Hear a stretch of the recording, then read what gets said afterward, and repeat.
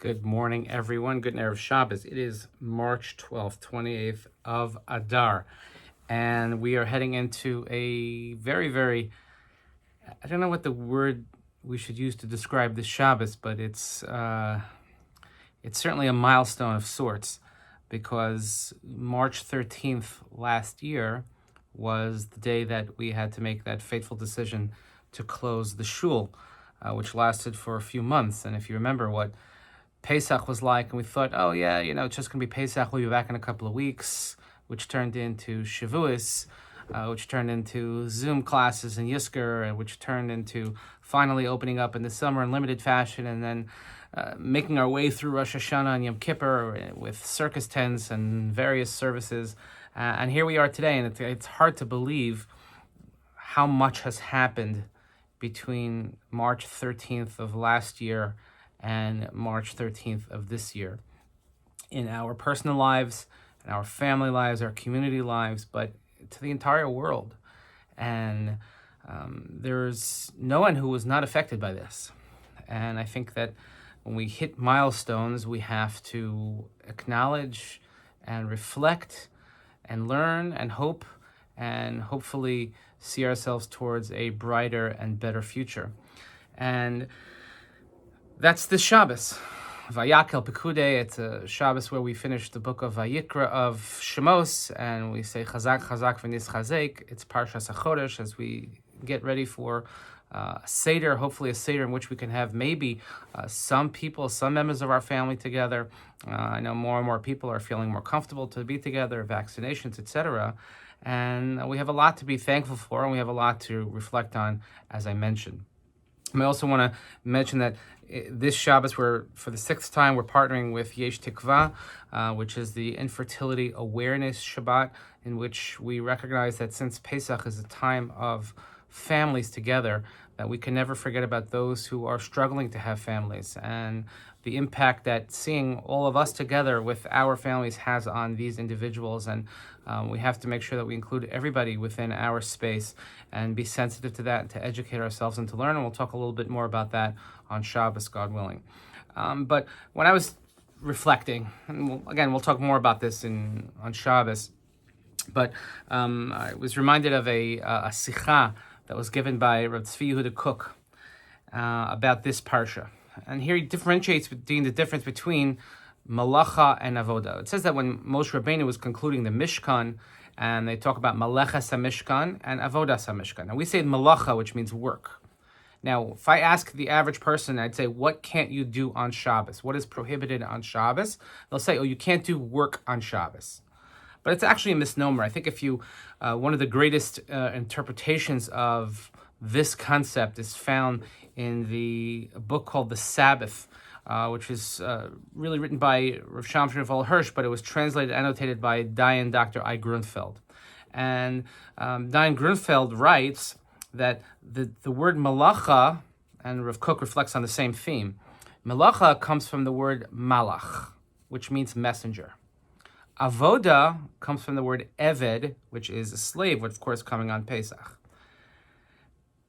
On Shabbos, it's not about work that you can't do. Theoretically, if I wanted to be in my home and I wanted to pick up a couch and move it from one side of the room to the other in my house, even though that's work, but that's not technically forbidden on Shabbos. But if I wanted to take a pen and on a piece of paper write 2 letters, which requires no exertion whatsoever, that is 100% prohibited according to the Torah. So it's not about exertion and work, but it's about melacha, which Dayan Grunfeld explains is from the word angel, showing acts which show your mastery over the universe, creative mastery over the universe. And that's melacha. Avoda is something that, you toil at, like an eved, like a slave, something you harv over, something that you have to really work at. And therefore, when it comes to building the Mishkan, the word that we use is melechas HaMishkan, melacha, because even though there was a lot of hard labor, there was a lot of work that was required, but in the end, it's for a greater purpose. We're malachim, we are angels, we are messengers to show our creative ability, our creative mastery in God's world. if we look at everything that we do as avoda, as a task, which is a task in and of itself, and the task is the end, and that's all that we're in for, then we're not going to have much to speak for it. But if we look at our work as melacha, as things that help elevate us, things that bring us closer to God, things that show our mastery, and we take our talents and use them for something better, then it changes the whole scene of the picture. And I was thinking about this because we think back about the last year and how hard so many people have worked to bring whatever normalcy that we can to our lives when people were shut in their homes and trying to make things accessible. And some things we did well, and some things we could probably done a lot better. And we're always looking to learn, and we're always looking to improve. And one of the things, by the way, is this forum right here. And I'm going to include on this email the video I sent last year, exactly on March 13th, which, by the way, I'm looking at our YouTube page, and here's some interesting analytics. And YouTube, when you have your own channel, you can look at your analytics. And if you would compare from up until last year until now, it's a world of difference.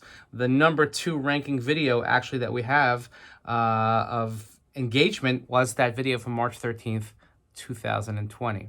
But just to give you an idea, is that in the last year, exactly 1 year, our YouTube channel has had almost 15,000 views. And if they calculate that and how many hours it's watched, well over 1,000 hours. So that's 1,000 hours of programming. And by the way, it's not easy to do this. It's several takes, and it's trying to find the right message, and actually uploading and sending and resetting, etc., etc. But when we look at something like that, we look at that as melacha, as something that's hopefully showing our creative ability to adapt to a new reality and to find new ways to reach everyone. And this is just one example. I'm sure everybody is probably ausgezumt by now. If there was a new Yiddish dictionary, they would have a word called ausgezumt, like I need another Zoom, like a Lachen cup. But Zoom has been a critical part of what we do, and I imagine that's something that will stay. So even when we can have, let's say, fully attended classes in person, we'll probably still run it on Zoom for those who cannot make it, or for those who are going to miss it and you can record it. Something like that is a huge, huge benefit, and something that we have learned and will take with us going forward. There are other things that we could probably do without, but this is the new reality. So I think when we reach this year milestone, and I want to take the opportunity, first of all, just to thank all of you for cooperating and encouraging and really understanding and making our shul life flow so as smoothly as it possibly can be over these last few months. It was very, very hard. I think back to those days when Pesach, and we were home alone, and going out for a walk was like a big deal when it was warm enough. If you remember the beginning of the lockdown, it wasn't that warm. And the feeling when we could finally go back to shul, and the feeling of how much effort we put into making sure Rosh Hashanah and Yom Kippur would go, and the feeling of finally being able to see other people. And now Pesach, and things are opening up, and more people are coming back to shul, and great simchas that we're celebrating. There's so much to look forward to, and all taking with us everything that we have learned along the way. And everything that we do here is a creative activity. It's a melacha. We never look at it as avoda. We never look at it as slavery, as things we have to do just for the sake of doing, but rather we look at it as holy work. And again, I'm not alone in this. It's that it's a partnership between us, between the community, and all of those around us. So as we reflect on this sort of somber anniversary, let's continue to really strengthen our efforts to make our malacha even holier. I thank everyone for your understanding and for your ability to adapt. And maybe we'll stop using the word unprecedented finally. And if you watch all the way to the end of the video, then you'll understand what I mean, because we say that word way too much. But let's keep what we have going.